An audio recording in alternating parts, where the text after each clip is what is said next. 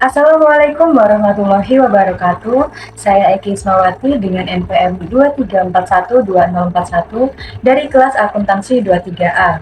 Di sini saya akan membuat video pembelajaran tentang surat bisnis. Surat bisnis adalah sebuah dokumen yang digunakan untuk berkomunikasi secara formal dan resmi antara dua pihak, biasanya antara perusahaan dengan pelanggan, investor, atau pemasok. Surat bisnis ini berisi informasi yang relevan dan penting terkait dengan transaksi bisnis seperti penawaran produk atau jasa, kontrak, atau perjanjian bisnis lainnya. Dalam surat bisnis, informasi yang disampaikan harus jelas, rinci, dan akurat untuk memastikan bahwa penerima dapat memahami isi surat dengan baik. Selanjutnya, fungsi surat bisnis. Yang pertama, komunikasi bisnis. Surat bisnis digunakan untuk berkomunikasi antara perusahaan dengan pihak lain, seperti pelanggan, mitra bisnis, atau pemasok. Ini bisa untuk meminta informasi, memberikan pemberitahuan, atau menegosiasikan kesepakatan. Yang kedua, mempromosikan produk atau layanan. Surat bisnis dapat digunakan untuk memperkenalkan produk atau layanan baru kepada pelanggan atau prospek. Ini bisa berupa surat penawaran, pengumuman diskon, atau undangan ke acara promosi. Yang ketiga, meminta atau memberikan informasi. Surat bisnis sering digunakan untuk meminta atau memberikan informasi tertentu. Misalnya, surat pesanan untuk meminta barang atau jasa, surat pemberitahuan untuk memberitahu perubahan dalam kebijakan perusahaan, atau surat permintaan informasi untuk mengumpulkan data dari pihak lain. Yang keempat, membuat catatan resmi. Surat bisnis sering digunakan sebagai dokumen resmi yang mencatat komunikasi bisnis. Ini penting untuk keperluan administrasi, bukti transaksi, atau pemenuhan persyaratan hukum. Dan yang kelima, membangun hubungan bisnis.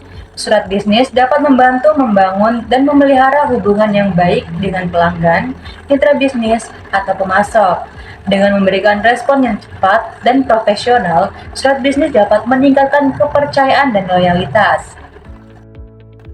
Selanjutnya, jenis-jenis surat bisnis. Yang pertama, surat penawaran. Surat penawaran digunakan untuk mengajukan penawaran produk atau layanan kepada pelanggan potensial.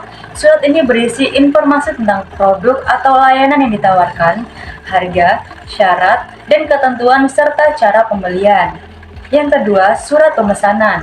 Surat pemesanan digunakan oleh pelanggan untuk memesan produk atau layanan dari pihak penjual.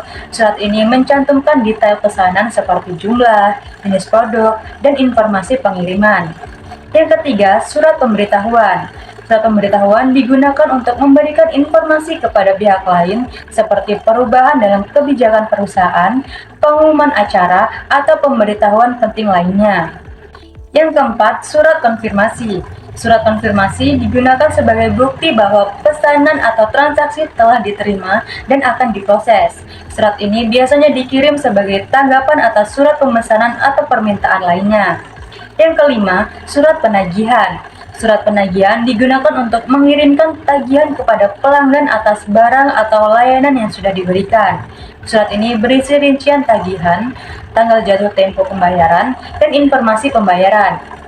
Yang keenam, surat resmi. Surat resmi digunakan untuk komunikasi resmi antara perusahaan dengan pihak eksternal seperti surat pengunduran diri, surat penawaran kerjasama, atau surat izin.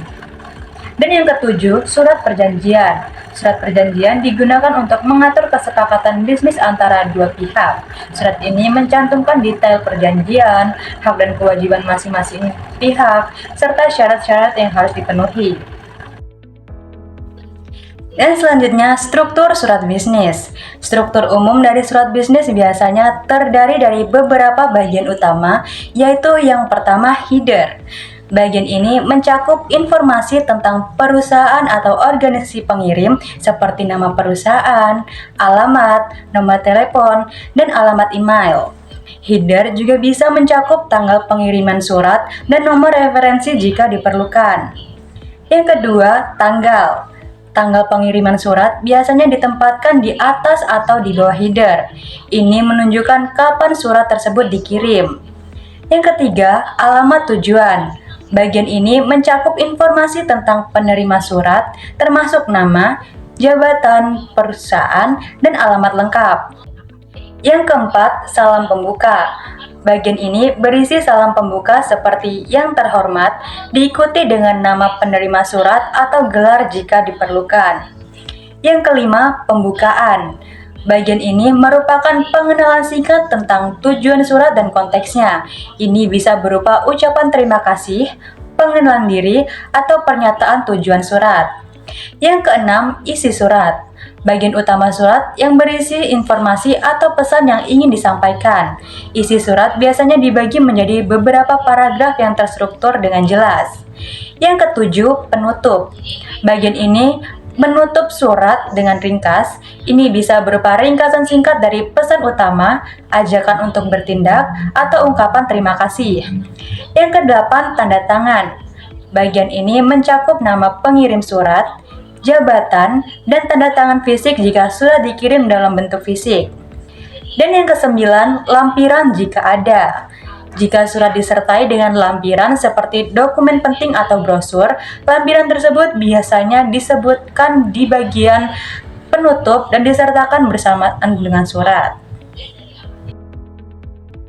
Sekian video pembelajaran yang dapat saya sampaikan, semoga bermanfaat. Saya akhiri, wassalamualaikum warahmatullahi wabarakatuh.